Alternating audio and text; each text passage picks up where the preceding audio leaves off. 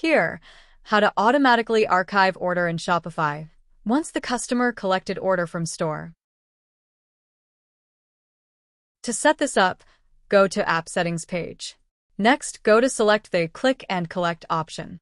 Scroll down to the Order Processing section, enable Archive Order After Picked Up, and click Save. Now let's go to the Orders page. Let's open order number 1024.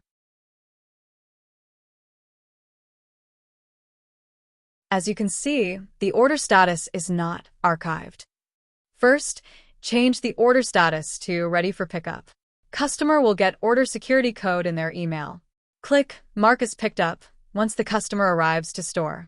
Next, input the secure verification code sent to the customer's email address, in this case, TG462. Once verify the code, you will see the order status to Archived.